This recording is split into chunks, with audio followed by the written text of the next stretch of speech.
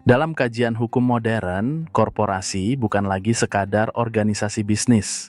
Korporasi dipahami sebagai subjek hukum yang dapat memiliki hak, kewajiban, dan bahkan dimintai pertanggungjawaban pidana. Karena itu, memahami korporasi penting bukan hanya untuk hukum perdata dan bisnis, tetapi juga untuk hukum pidana dan kriminologi yang menelaah dampaknya bagi masyarakat.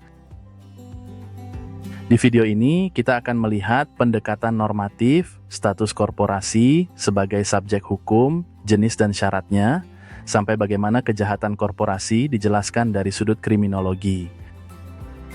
Pertama, kita perlu memahami apa yang dimaksud dengan korporasi dan mengapa hukum memperlakukannya sebagai entitas yang dapat berdiri sendiri. Lalu kita akan membahas jenis-jenis korporasi yang umum dikenal, seperti perseroan terbatas, firma, CV, dan badan usaha milik negara. Setelah itu, perhatian kita beralih pada syarat sebuah korporasi untuk diakui sebagai subjek hukum, termasuk pendirian, pengesahan, dan struktur organisasinya. Kita juga akan menelaah bagaimana korporasi dapat dimintai pertanggungjawaban pidana ketika tindakan pengurus dilakukan untuk dan atas nama korporasi. Terakhir, kita akan melihat kejahatan korporasi dari perspektif kriminologi agar kita tidak hanya paham aturannya, tetapi juga paham mengapa pelanggaran itu bisa terjadi. Pendekatan normatif melihat korporasi terutama dari sudut aturan hukum yang berlaku. Fokusnya adalah apa yang diakui, diperintahkan, dilarang, dan dikenai sanksi oleh sistem hukum positif. Dalam kerangka ini, asas legalitas menjadi penting, artinya pertanggungjawaban pidana tidak bisa dilepaskan dari dasar hukum yang jelas dan rumusan yang tegas dalam peraturan perundang-undangan. Hukum tidak hanya mengatur orang perseorangan. Dalam perkembangan modern, hukum juga mengakui badan usaha atau organisasi tertentu sebagai subjek yang dapat memikul konsekuensi hukum. Pengakuan ini membuat korporasi dapat membuat perikatan, memiliki aset, melakukan kegiatan usaha, dan berada dalam posisi hukum yang berbeda dari orang-orang yang membentuknya. Dari sini, pendekatan normatif bertanya apakah syarat formil dan materialnya terpenuhi. Jika terpenuhi, korporasi dapat diposisikan sebagai pemegang hak sekaligus pembawa kewajiban hukum. Karena itu, saat membahas korporasi dalam hukum pidana, pendekatan normatif memberi fondasi tentang kapan korporasi diakui, bagaimana tanggung jawab dibebankan, dan sanksi apa yang mungkin dijatuhkan. Sebagai subjek hukum, korporasi dipahami sebagai entitas hukum yang berdiri terpisah dari manusia-manusia yang mendirikannya atau mengelolanya.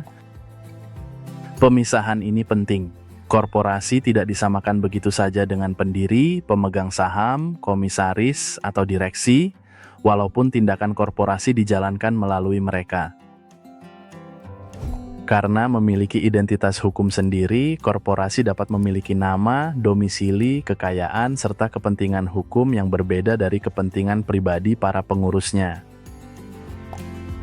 Di dalam praktik, ini berarti korporasi dapat membuat kontrak, memiliki aset, menerima kewajiban, dan menjadi pihak dalam hubungan hukum. Korporasi juga dapat mengajukan gugatan atau digugat di pengadilan. Jadi, ia dipandang sebagai pemegang kapasitas hukum, bukan sekadar kumpulan orang atau modal. Konsep entitas terpisah inilah yang menjadi dasar mengapa hukum modern dapat membebankan hak dan kewajiban langsung kepada korporasi. Tanpa pengakuan atas identitas independen itu, sangat sulit menjelaskan bagaimana sebuah badan usaha dapat dimintai tanggung jawab secara konsisten dalam sistem hukum. Mari mulai dari perseroan terbatas, atau PT. Bentuk ini memiliki pemisahan yang paling tegas antara entitas perusahaan dan para pemegang sahamnya. Dalam PT, tanggung jawab pemegang saham pada umumnya terbatas pada modal yang disetorkan. Itulah sebabnya PT sangat umum dipakai dalam kegiatan usaha modern. Berbeda dengan itu, firma dibangun atas kerja sama para sekutu yang menjalankan usaha bersama dan pada dasarnya memikul tanggung jawab yang lebih langsung terhadap perikatan usaha. CV juga merupakan bentuk persekutuan, tetapi di dalamnya dikenal sekutu aktif dan sekutu pasif. Perbedaan peran ini berpengaruh pada cara tanggung jawab dijalankan. Sementara itu, BUMN adalah badan usaha yang modalnya seluruhnya atau sebagian besar dimiliki negara. Karena itu, ia membawa dimensi kepentingan publik yang lebih kuat. Dari sisi struktur kepemilikan, PT menekankan saham, firma, dan CV menekankan hubungan antar sekutu, sedangkan BUMN berkaitan dengan kepemilikan atau pengendalian oleh negara. Perbedaan ini penting karena memengaruhi pengelolaan, pembagian kewenangan, dan cara hukum menentukan siapa yang menanggung akibat dari tindakan usaha. Jadi, ketika kita menyebut korporasi sebagai subjek hukum, bentuk hukumnya tidak boleh diabaikan. Setiap bentuk membawa konsekuensi tanggung jawab yang tidak sama. Suatu korporasi tidak otomatis diakui sebagai subjek hukum hanya karena ada kegiatan usaha. Harus ada dasar pembentukan yang sah menurut hukum. Syarat awalnya biasanya berupa akta pendirian. Dokumen ini memuat identitas, maksud dan tujuan, struktur, serta aturan dasar tentang bagaimana korporasi dijalankan. Setelah itu, pendaftaran dan pengesahan menjadi tahap penting. Pengakuan negara melalui prosedur resmi memberi dasar legal bagi eksistensi korporasi. Korporasi juga memerlukan struktur organisasi yang jelas. Harus ada pembagian fungsi, kewenangan, dan mekanisme pengambilan keputusan yang dapat dipertanggungjawabkan. Tujuan usahanya pun harus sah. Hukum tidak akan mengakui pembentukan entitas yang sejak awal diarahkan pada kegiatan yang bertentangan dengan peraturan.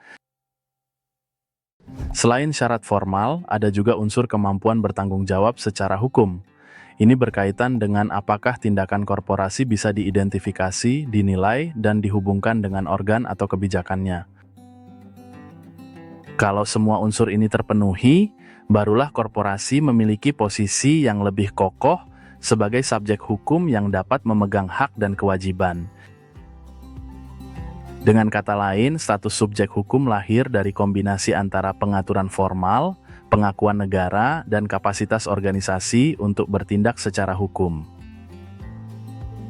Dalam hukum pidana modern, pertanyaan pentingnya adalah bukan lagi apakah korporasi bisa berbuat salah, melainkan bagaimana kesalahan itu dibuktikan dan dibebankan. Korporasi bertindak melalui manusia, terutama direksi, pengurus, atau pihak yang menjalankan fungsi tertentu atas nama perusahaan. Jika tindakan mereka dilakukan dalam ruang lingkup kewenangan untuk kepentingan korporasi atau mencerminkan kebijakan perusahaan, maka hubungan dengan korporasi menjadi relevan secara pidana. Di titik ini, hukum menilai apakah perbuatan itu dapat diatribusikan kepada korporasi, bukan hanya kepada pelaku individual. Pertanggungjawaban pidana korporasi penting karena banyak pelanggaran lahir dari keputusan organisasi, budaya kerja, atau sistem pengawasan yang lemah, bukan dari tindakan pribadi yang berdiri sendiri. Karena itu, mekanisme akuntabilitas seperti kepatuhan internal, audit, pelaporan, dan pengawasan manajemen menjadi sangat penting untuk mencegah pelanggaran sejak awal. Dari sudut kriminologi, kejahatan korporasi tidak hanya dilihat sebagai pelanggaran aturan. Ia juga dipahami sebagai gejala sosial yang lahir dari cara organisasi bekerja. Secara umum, kejahatan korporasi adalah perbuatan melawan hukum yang dilakukan oleh atau atas nama korporasi untuk memberi keuntungan, melindungi kepentingan, atau mempertahankan posisi korporasi.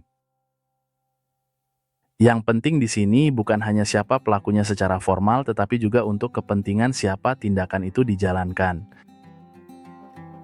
Kriminologi membantu kita melihat bahwa keputusan yang melanggar hukum sering tidak muncul tiba-tiba. Ia dapat tumbuh dari budaya organisasi yang permisif terhadap risiko dan pelanggaran. Tekanan struktural juga berperan, seperti tuntutan laba, persaingan pasar, target produksi, atau dorongan untuk menekan biaya dengan mengabaikan standar hukum. Dengan begitu, pendekatan kriminologi mengajak kita memahami kejahatan korporasi bukan hanya sebagai kesalahan normatif, tetapi juga sebagai hasil relasi antara struktur budaya dan keputusan organisasi. Pandangan ini penting supaya analisis hukum tidak berhenti pada teks aturan, melainkan juga menyentuh akar sosial dari pelanggaran korporasi. Kejahatan korporasi biasanya tidak dilakukan secara sepenuhnya individual. Ia cenderung bersifat kolektif, terorganisir, dan terkait dengan sistem kerja di dalam perusahaan. Karena melibatkan struktur organisasi, pelanggaran bisa tersamarkan di balik prosedur, pembagian tugas, dan jenjang wewenang yang kompleks. Dampaknya pun luas. Korban kejahatan korporasi sering bukan satu orang, melainkan masyarakat, pekerja, konsumen, lingkungan, bahkan stabilitas ekonomi.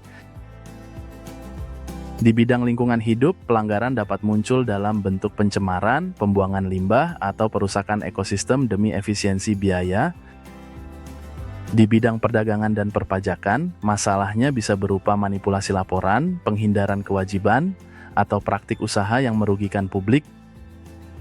Dalam kesehatan dan keselamatan kerja, kejahatan korporasi bisa terlihat saat perusahaan menekan standar keselamatan, padahal risikonya langsung menyentuh nyawa pekerja.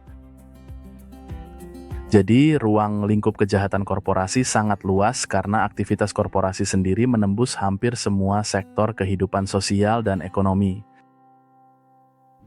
Untuk melihatnya secara konkret, bayangkan sebuah perusahaan membuang limbah berbahaya ke sungai demi memangkas biaya pengolahan. Pada awalnya, keputusan itu mungkin tampak seperti efisiensi internal, namun akibatnya cepat meluas keluar pagar perusahaan. Air tercemar, ekosistem rusak, mata pencaharian warga terganggu, dan risiko kesehatan masyarakat meningkat. Dalam situasi seperti ini, tanggung jawab hukum tidak berhenti pada kerusakan lingkungan. Ada juga dampak sosial, ekonomi, dan kepercayaan publik yang ikut runtuh. Dari sisi sanksi, perusahaan dapat menghadapi denda, kewajiban pemulihan, pembatasan kegiatan, sampai pencabutan izin usaha.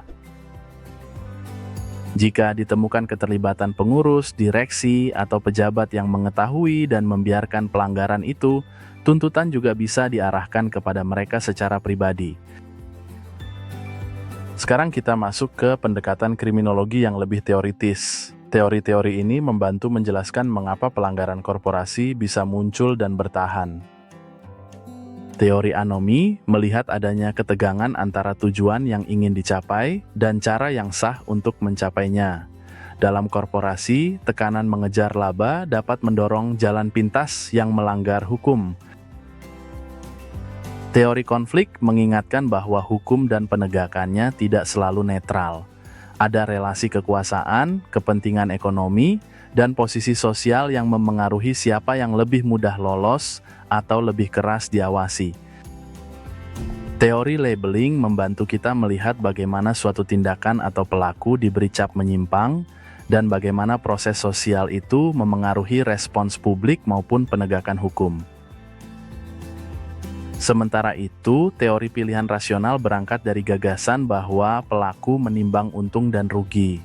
Jika keuntungan besar dan risiko sanksi kecil, pelanggaran lebih mudah dipilih. Dalam konteks korporasi, keempat lensa ini saling melengkapi. Ada tekanan target, ada struktur kekuasaan, ada pembingkaian sosial, dan ada kalkulasi strategis. Karena itu, kriminologi tidak berhenti pada pertanyaan siapa melanggar aturan, tetapi masuk ke pertanyaan mengapa organisasi memilih jalur pelanggaran. Pendekatan ini sangat berguna untuk merancang pencegahan yang lebih realistis, karena ia membaca kondisi yang membuat pelanggaran terasa masuk akal di dalam organisasi. Sampai di sini, kita bisa melihat bahwa pendekatan normatif dan kriminologi berangkat dari pertanyaan yang berbeda. Pendekatan normatif berfokus pada aturan. Ia menilai dasar hukum, unsur pertanggungjawaban, prosedur, dan sanksi yang dapat dikenakan kepada korporasi. Sebaliknya, pendekatan kriminologi berfokus pada penyebab sosial dan budaya. Ia bertanya mengapa pelanggaran muncul, dibiarkan, atau bahkan dianggap wajar di dalam organisasi. Kalau pendekatan normatif menjawab apa yang salah menurut hukum, pendekatan kriminologi membantu menjelaskan bagaimana dan mengapa kesalahan itu diproduksi oleh lingkungan sosial korporasi. Dalam praktik penegakan hukum, keduanya tidak perlu dipertentangkan. Justru keduanya saling mengisi antara kepastian aturan dan pemahaman atas akar masalah. Dengan menggabungkan keduanya, kita bisa menindak pelanggaran secara tepat sekaligus merancang pencegahan yang lebih efektif. Pendekatan kriminologi punya nilai praktis yang besar. Ia membantu kita membaca motif dan kondisi yang mendorong pelanggaran di dalam korporasi. Dengan memahami motif itu, pengawasan tidak hanya mengejar pelanggaran yang sudah terjadi, tetapi juga mengenali titik rawan di level kebijakan dan budaya kerja. Ini penting untuk membangun pencegahan, misalnya melalui sistem kepatuhan, perlindungan pelapor, audit independen, dan evaluasi insentif internal. Pendekatan ini juga mendorong pengawasan yang lebih cerdas, karena regulator tidak hanya melihat dokumen, tetapi juga pola keputusan dan praktik keseharian perusahaan. Di sisi regulasi, pemahaman kriminologis membuat pembentuk kebijakan lebih peka terhadap celah struktural yang sering dimanfaatkan oleh korporasi. Hasil akhirnya adalah penanganan yang lebih responsif, bukan hanya menghukum setelah kerugian terjadi, tetapi juga mengurangi peluang pelanggaran sejak dari desain organisasinya.